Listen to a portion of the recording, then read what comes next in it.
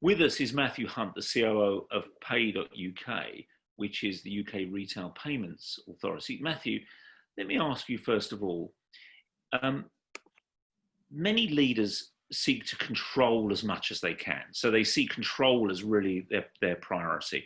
And that goes for risk, cost, outcomes, all the different things they try and control. Our view is that you need to accept interdependence rather than control, and that means less control and embracing that. I'd love to hear your reflections on this issue of should leaders seek to control? So I'm inclined to agree with you, Stuart. For me, control is a model that's always been time limited. You can sustain a sort of command and control leadership model for a short time, but then it quickly, runs out of steam with people's enthusiasm and one's own ability to micromanage. So having reflected on this a lot in the multi-stakeholder ecosystem that I work in now, I think models where we think hard about mandate and value are far more relevant.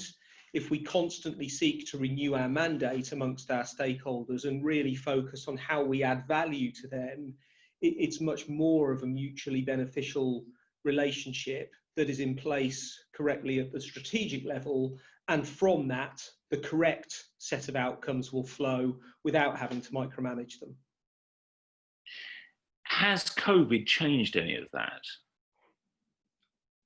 This is a really interesting question for me, Stuart, because obviously COVID has had a profound impact on our way of working. And it came along at a time when, as you know, I've been thinking quite deeply about these issues of mandate and value, and I'd started doing that before the COVID thing. And for me, COVID has been a double-edged sword there. On one hand, it certainly made me think harder about the right leadership model when we have to rely on video conferences like this and can no longer do face-to-face meetings. But on another hand, speaking personally, it has led to a far more transactional working day. Too much of the day now is just a stream of Zoom meetings and emails, and there's a real danger of getting into a transactional mindset. So I still feel I've got more to do to work out how to structure my own working day to get out of that transactional mindset and return to the concepts of value, trust, and mandate. Given your philosophy of value, trust, and mandate, and not needing to control, has COVID affected that dimension too?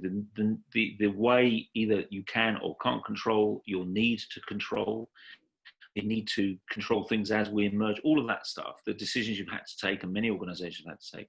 How's COVID impacted that in your view, if at all? So COVID. Who knows whether we're at the end of the beginning or where we are in COVID, but it's clearly a crisis that will have a number of phases. I'll give you a reflection on the first phase. And as I say, who knows how far we are through it. In the first phase, running critical national infrastructure payment systems, as I do, me and a number of colleagues were incredibly busy, just making sure the core operation could continue in a remote working model. That actually meant in the short run, I had to be far more empowering and delegate far more than would ordinarily have been the case. So in leadership terms, there's a really good story to come out of that first phase in that, we asked some of our colleagues to step up and they did.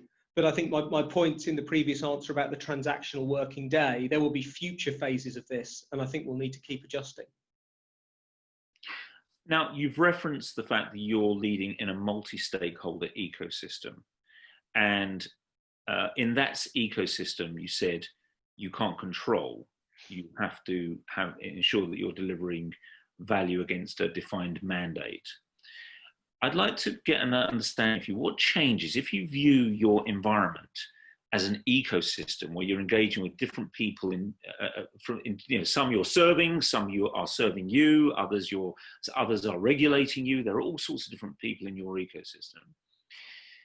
How does that change the way you operate compared to if you viewed yourself more in a transactional way as an organization in some kind of value chain? So this one, Stuart, I think is independent of COVID, and this was a set of thinking me and some others were doing anyway. So the way I think of our relationship with the stakeholders in our ecosystem, which as you say is very complex, it is like a spectrum. And as ever with a spectrum, you don't want to be at either extreme, but you can illustrate the spectrum by describing the extremes. So at one extreme of this spectrum, you have got a totally puritanical controlling relationship with the stakeholders in the ecosystem, where you just tell them what to do and micromanage, and that's obviously wrong, but it's one extreme.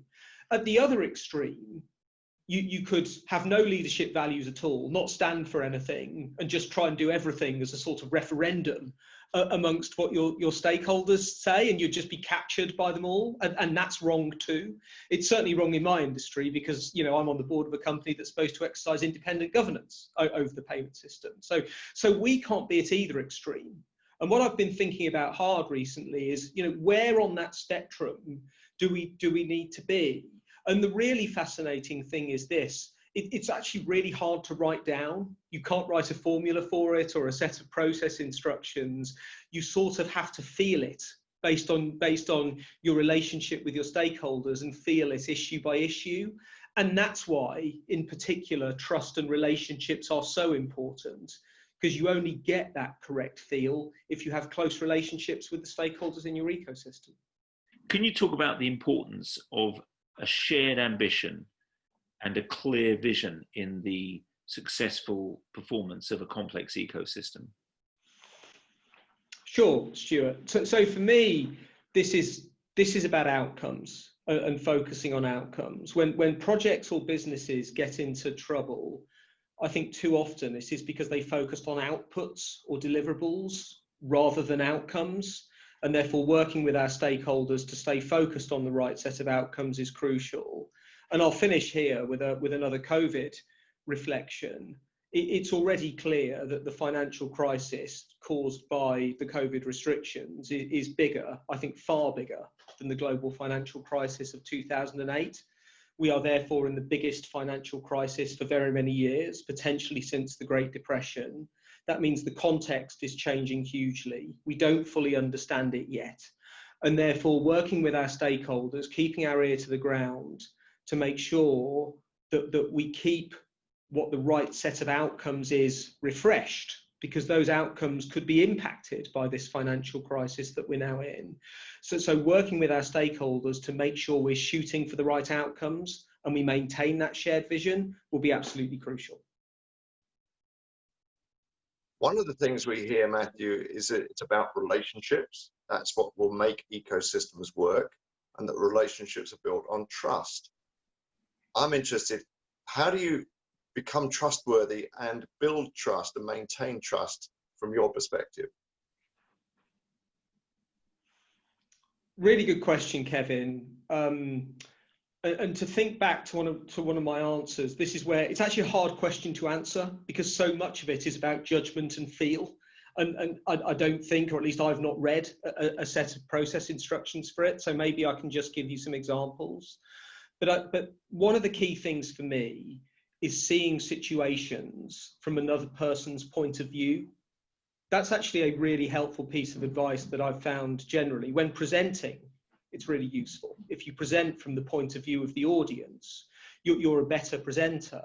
And I think it's the same in business relationships and trust. If you keep in mind what the other person is trying to achieve from the relationship, or the other party is trying to achieve from the relationship, as well as you, and pick up the phone and contact them, regularly, and offer to help and say, I think this is what you want to get out of this. How can I help you? Or how can we find a set of outcomes that works for us both? I think that really builds trust. So I'll finish on that point. I think seeing things from the other side's point of view is absolutely crucial.